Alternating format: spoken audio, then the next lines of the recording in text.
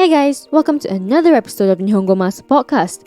I'm your host Azra and we're going to chat about an interesting aspect about life in Japan, the socializing culture. Some of you might be thinking, how hard can socializing be? Well, I thought that at first too, but I soon realized it's like stepping into a whole other social universe. Different cultures interact differently, and that's all well and good. But when you move to a country that has a complete opposite approach to making friends and communicating, it can be more of a challenge than you think. So, in the next few minutes, I'll be talking about a few ways to break into that Japan's social culture, based on my personal experience and others just like me. The first and easiest way to start socializing in Japan is going to your after-work drinking. In Japan, getting a pint or two with people you work with after working hours is the norm.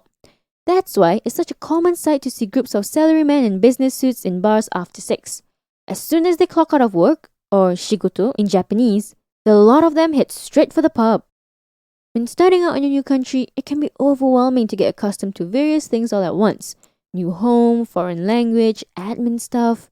Having to think about making friends is the least of priorities on your plate. But we humans need to socialize somehow. Going out with your doryo or colleagues will not only do just that for you, but also gives you the opportunity to grow familiar with your workplace.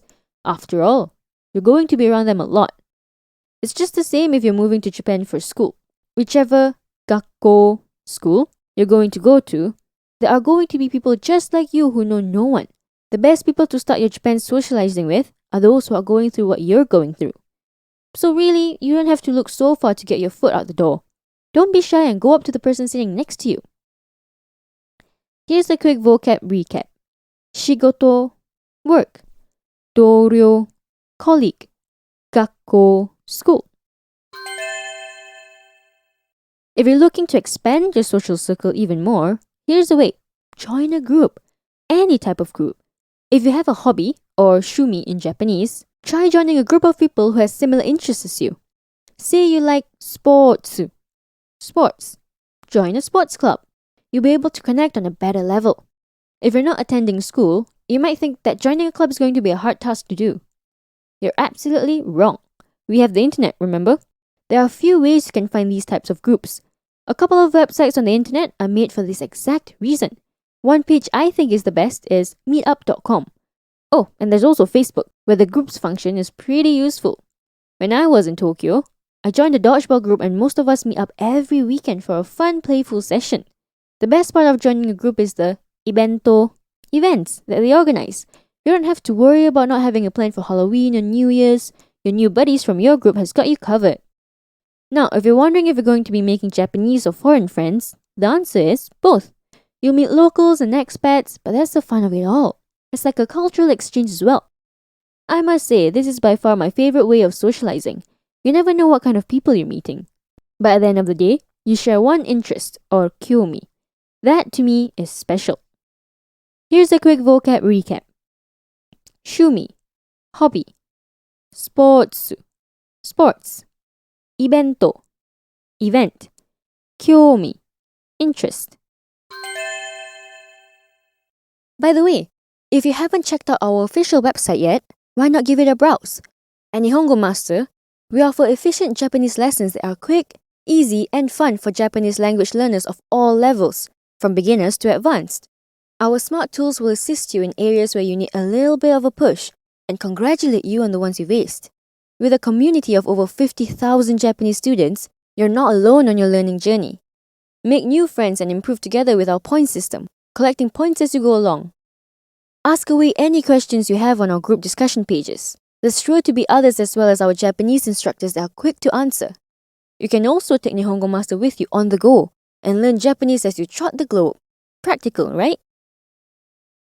Speaking of the internet, here's the third way to socialize in Japan, by downloading appuri or applications on your phone.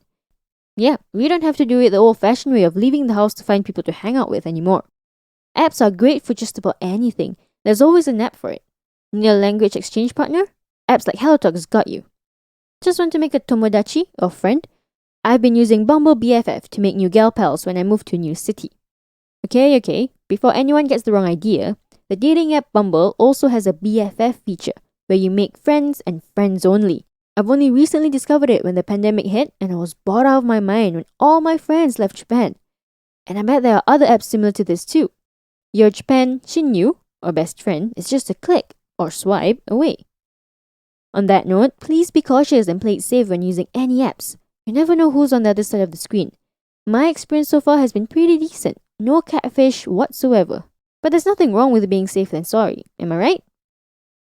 Here's a quick vocab recap. Appuri, application. Tomodachi, friend. Shinyu, best friend. The last way to break into the social culture in Japan is by doing it old school. Going to a local bar or izakaya and start chatting with people there. I know Japan's not as sociable as compared to some countries where it's absolutely normal to make friends on the streets. I mean, eating alone, or hitori in Japanese, is pretty common, unlike back home. But when you step into a bar, the rules change. Especially when the locals are a bit more yopparao, which means drunk. They're a lot more casual and friendly. That's not to say they're not friendly if they're sober though. I've been to bars in various cities in Japan and I've made a few friends along the way. I think this is also a great way to renshu suru, or practice, your Nihongo as well. You'll be having conversations like introductions, which is a perfect start to building your confidence. And again, with that said, always prioritize your safety. Japan is generally a safe country. It never hurts to be cautious. Here's a quick vocab recap. Hitori, alone. Yopparao, to be drunk. Renshu suru, to practice.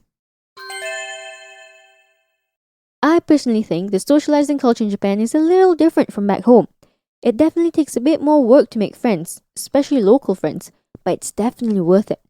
You see the country differently through the eyes of a local. Do you think the social culture in Japan is different from yours?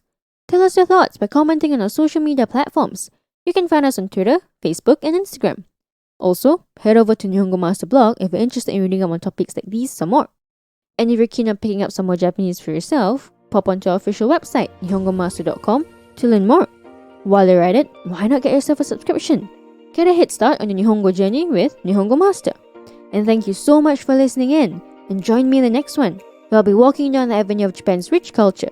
Mata ne!